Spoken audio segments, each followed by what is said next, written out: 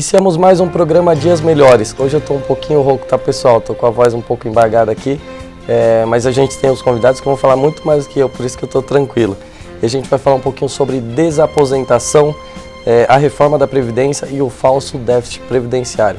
Hoje é um pouquinho diferente o programa, é especial e os nossos convidados é a economista Denise Gentil e o advogado Murilo White.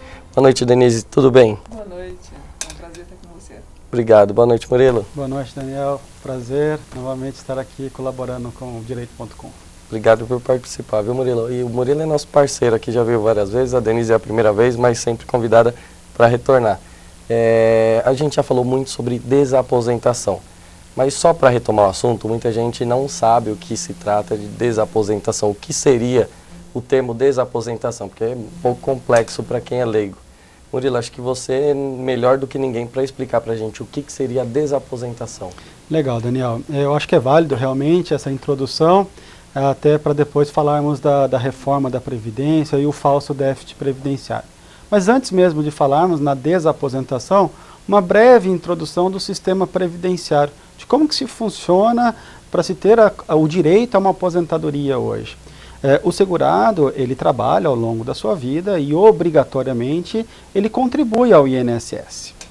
Ele contribui ao INSS com um objetivo, que é se aposentar no futuro. Sim. Ele se aposenta, mas na maioria das vezes não consegue encontrar na aposentadoria o seu ócio, o direito de gozar do seu ócio com dignidade.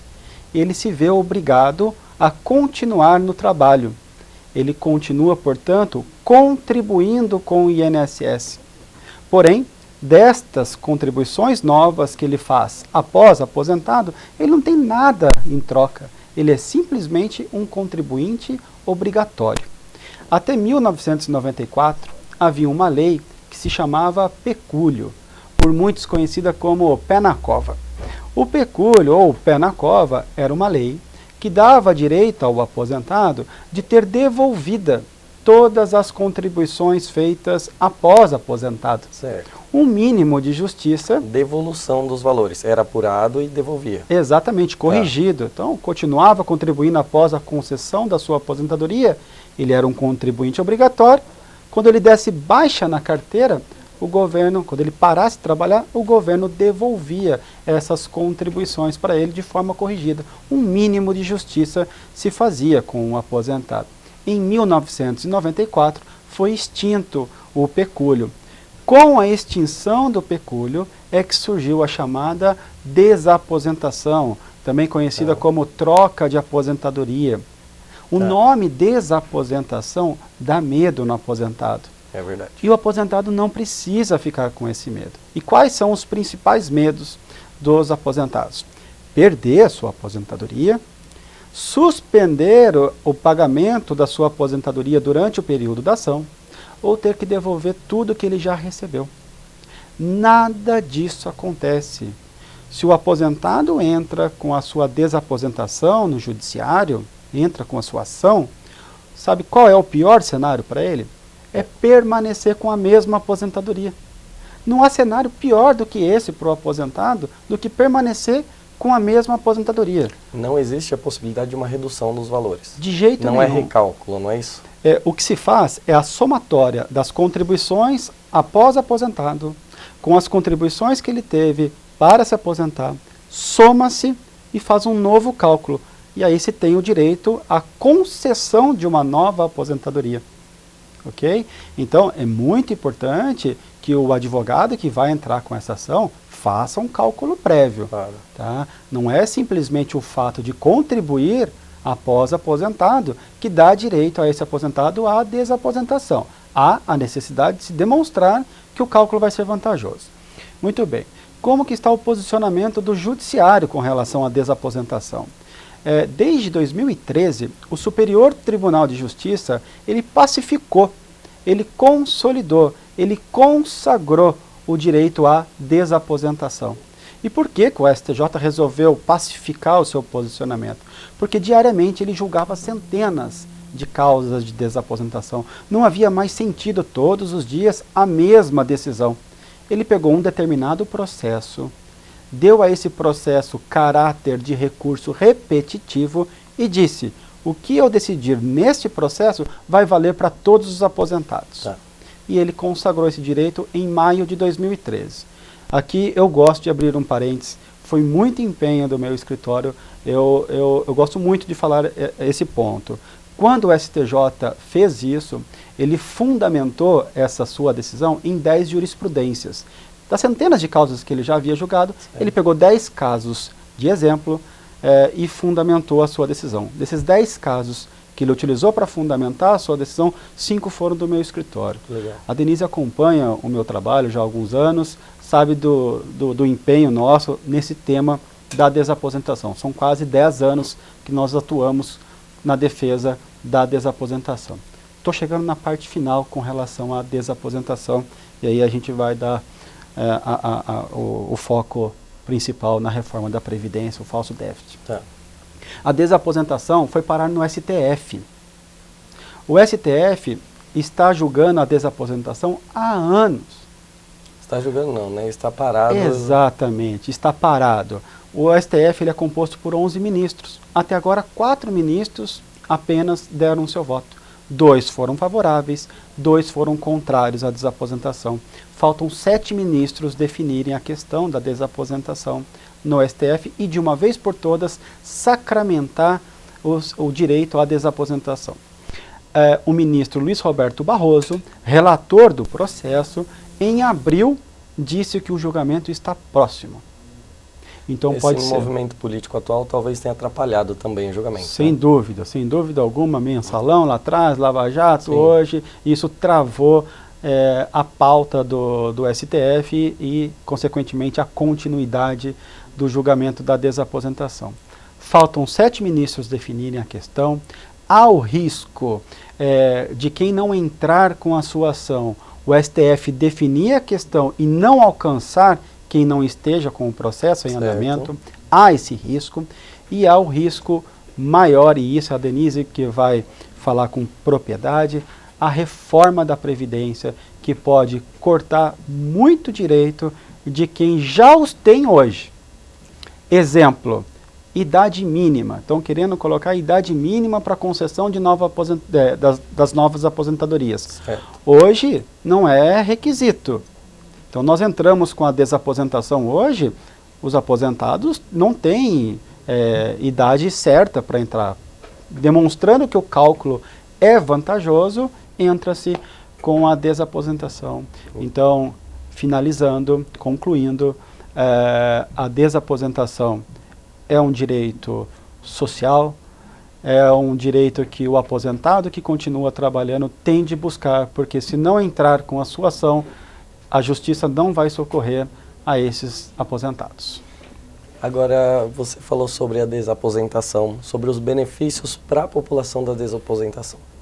Eu também queria saber da Denise, agora é o contraponto. Uma coisa é ter o direito, outra coisa é o governo, a União, ter condições de fazer esse pagamento. Eu acho que ninguém melhor do que a Denise para pontuar para a gente, olha, o direito de fato existe, pode ser, são várias conclusões, e aí você quem vai nos dizer, você que é especialista. De fato existe o direito, só que se implementar esse direito, infelizmente o governo não tem condições de arcar com os custos. Ou a questão do superávit do INSS ou algo nesse sentido.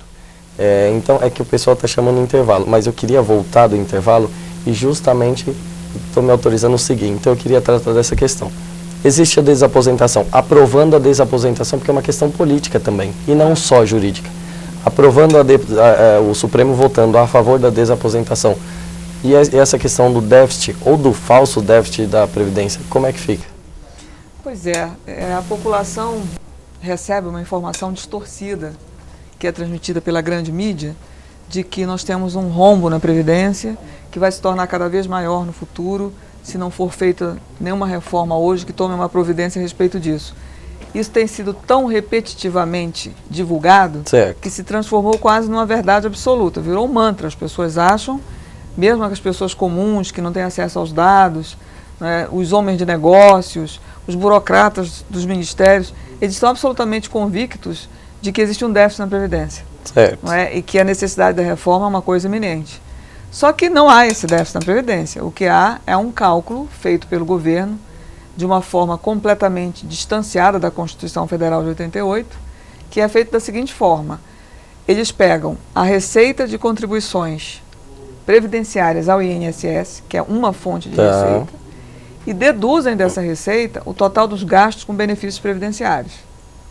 E por esse cálculo, que o governo divulga nas páginas do Ministério da Previdência, nós teríamos feito ano passado um falso déficit de 85 bilhões de reais, certo? Bom, mas o que diz a Constituição Federal? A Constituição Federal diz outra coisa. Nos artigos 194 e 195, a Constituição Federal cria o sistema de seguridade social, dentro do qual estão todos os benefícios previdenciários, todos os benefícios sociais e todo o amparo pela saúde pública, o SUS, certo? Então você tem um tripé, que a gente chama o tripé de proteção social. Certo. Saúde, previdência e assistência social.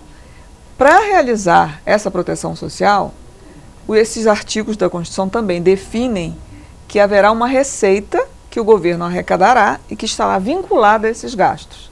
Então não é uma receita como a receita de impostos, é uma receita de contribuições sociais, certo. Portanto, receitas vinculadas a esses gastos, a esses 3 tipos de gastos, certo?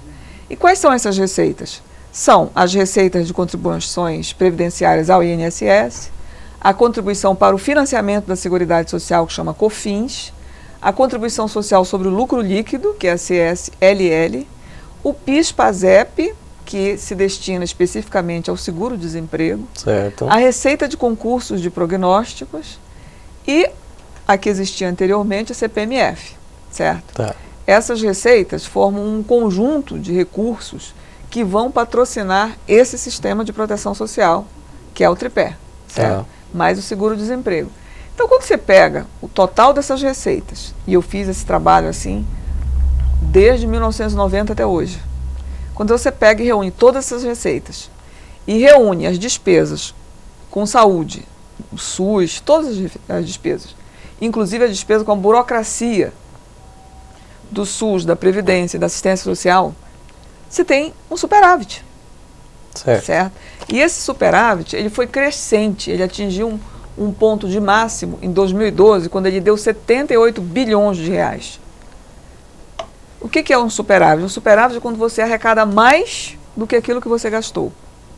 Então nós temos um governo que arrecada contribuições sociais, que deveriam atender necessidades de hospitais, de postos de saúde, para atender os mais pobres e os mais miseráveis e para atender as pessoas na hora da velhice, e não gasta nisso. Ele faz um superávit e desvia para gastar no orçamento fiscal.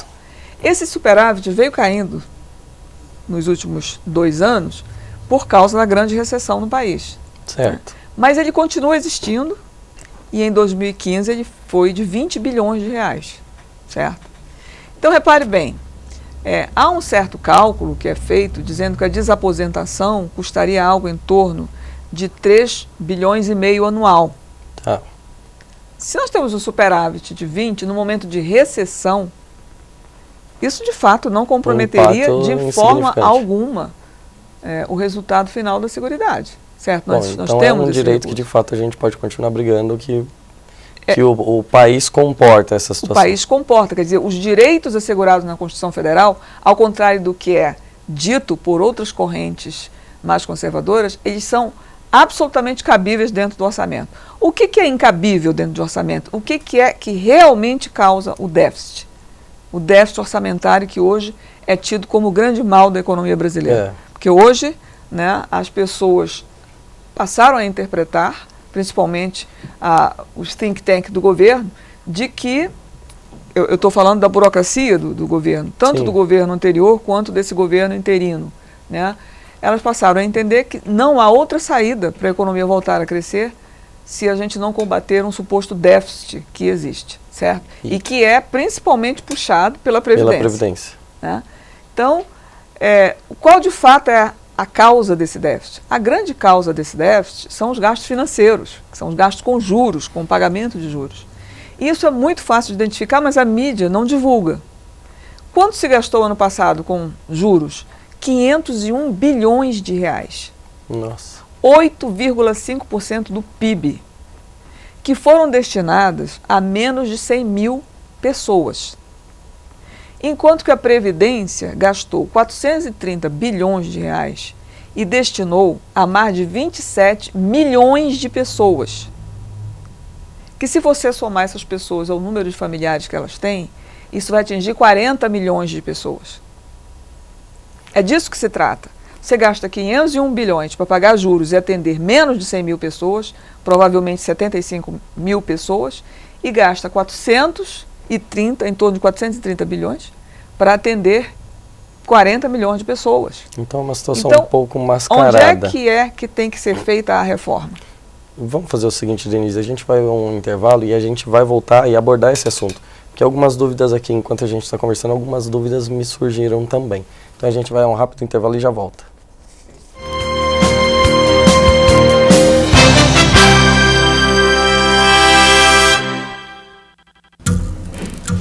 As formas de comunicação mudaram, porém a necessidade das pessoas serem ouvidas continua igual.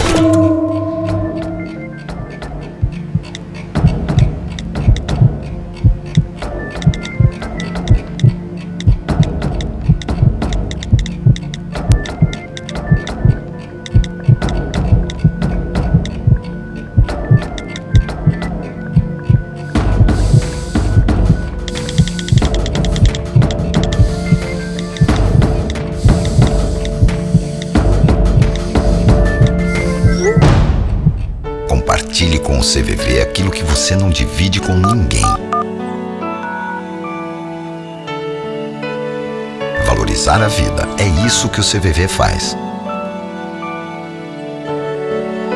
Ligue 141 ou acesse cvv.org.br e receba apoio emocional.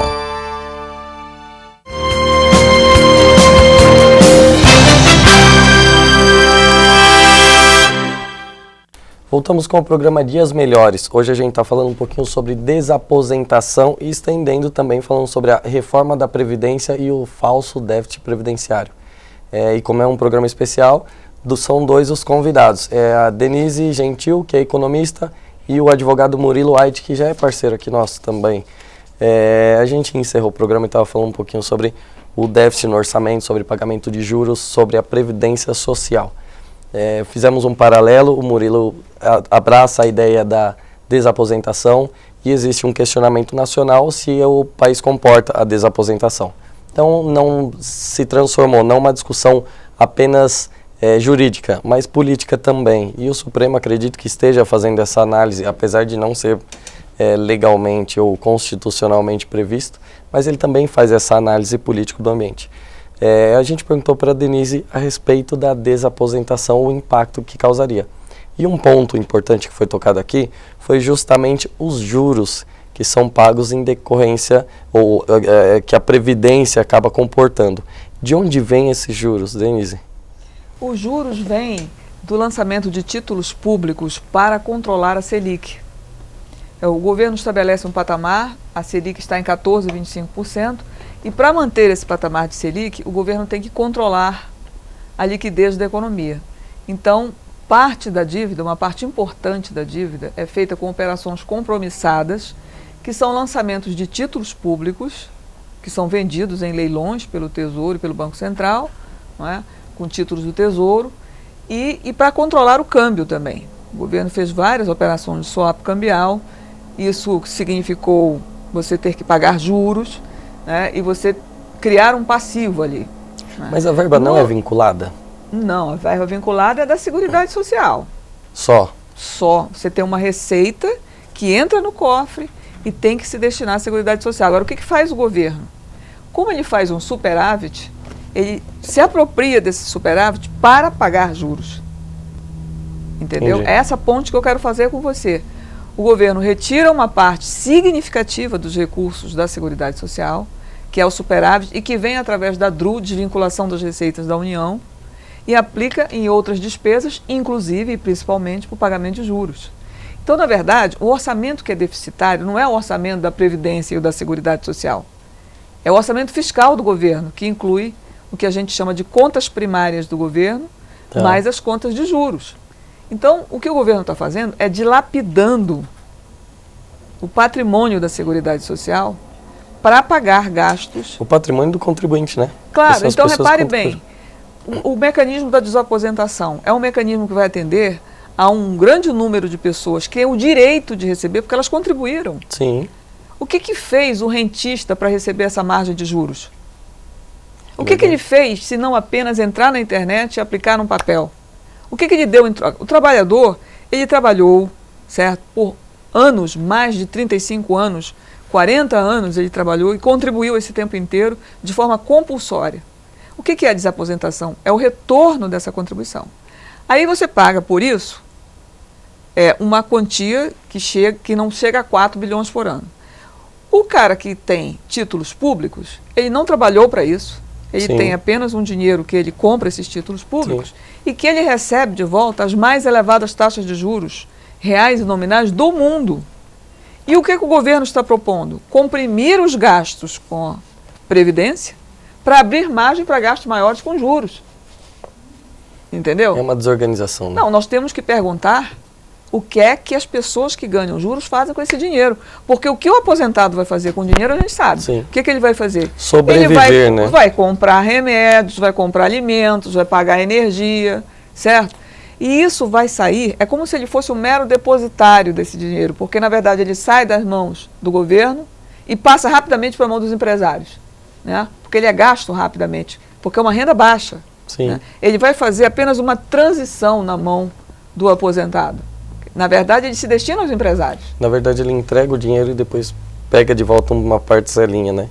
E, Murilo, a gente falou sobre a desaposentação, acho que é um consenso de que é viável. Eu já tinha essa ideia de que seria, de fato, viável para o país suportar essa questão da desaposentação. Além da viabilidade, eu entendo que é justo. É o meu posicionamento particular. E aqui eu recebi um livro, uma obra do Murilo. Aliás, o Murilo é um dos integrantes aqui da obra, Desaposentação, Justiça Social para o Aposentado Brasileiro. Inclusive tem um artigo da Denise aqui Isso. também. Fala um pouquinho pra gente, Murilo, do livro. Esse livro é a concretização de um sonho da Ait Badari Luquim. Sou eu, Murilo Ait, o meu sócio João Badari e o Thiago Luquim. Ao longo desses anos que eu disse que trabalhamos com a desaposentação, fizemos um resumo e colocamos tudo aí dentro. É um livro voltado para o estudante do direito, Certo. para o advogado e até para o aposentado. Você pode até ver na capa do livro que tem as principais dúvidas do aposentado. Verdade. É uma leitura fácil.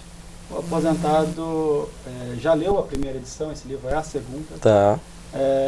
E também traz o Instituto da Tutela de Evidência, que foi trazida pelo novo Código de Processo Civil, que entrou em vigor em março desse ano, trouxe a tutela de evidência. Um breve resumo. O que significa tutela de evidência? O artigo 311, inciso 2º do novo CPC, diz que os juízes e tribunais deverão observar quando já houver recurso repetitivo na matéria. O que eu quero dizer com isso? A desaposentação não tem um recurso repetitivo desde 2013. Então, esse novo instituto, os juízes estão concedendo a tutela de evidência em pouquíssimo tempo de processo em andamento. Inclusive, nós já tivemos isso lá no escritório, processo com 15 dias de andamento, o juiz concedeu a nova aposentadoria para esse aposentado, e nós trazemos isso no livro, como que o advogado pode fazer esse pedido também. É um livro muito atual. Então é não só informativo, mas também juridicamente muito bom para os advogados. Murilo, aonde que a gente pode encontrar esse livro? Também quero agradecer a Denise Gentil por ter escrito um artigo para nós com carinho, com gentileza, e falando do falso déficit previdenciário, falando da reforma previdenciária. Muito obrigado, Denise, engrandeceu muito o nosso trabalho. O livro está no site Mix Cultural, é isso? mixcultural.com.br, e em breve, semana que vem, a partir da semana que vem, ou daqui umas 2 semanas, nas principais livrarias. Interessante, para você que está nos assistindo, está aparecendo aí na tela o endereço que vocês podem adquirir e acessar o livro. Bom, pessoal, eu agradeço imensamente, agradeço, Denise, eu sei da sua correria. O Murilo nos adiantou, falou, Daniel, ela é muito corrida, está em Brasília, vai vir para São Paulo. Vamos ver se a gente traz ela para participar do programa. Foi uma honra, gostei muito de entender um pouquinho mais a fundo sobre o assunto e agradeço por você ter participado do nosso programa. Prazer foi meu, te agradeço muito pela oportunidade, como agradeço também ao Murilo por me deixar participar do livro e contribuir para que os desaposentados futuros recebam a justiça social, como o próprio título diz. Verdade, obrigado, viu? Murilo, obrigado, meu amigo. Obrigado, emocionado hoje com a presença da Denise. E é isso, vamos em frente em busca dos direitos do aposentado. Bom, obrigado mais uma vez, obrigado a todos que assistiram o programa Dias Melhores. A gente está aqui toda segunda-feira, vocês podem assistir a gente no canal 3 da NET e também na Web TV São Caetano. Um abraço e desculpem a minha voz que está um pouquinho rouca, mas eu me esforcei por estar aqui com essas pessoas tão importantes do nosso mundo jurídico. Um abraço a todos.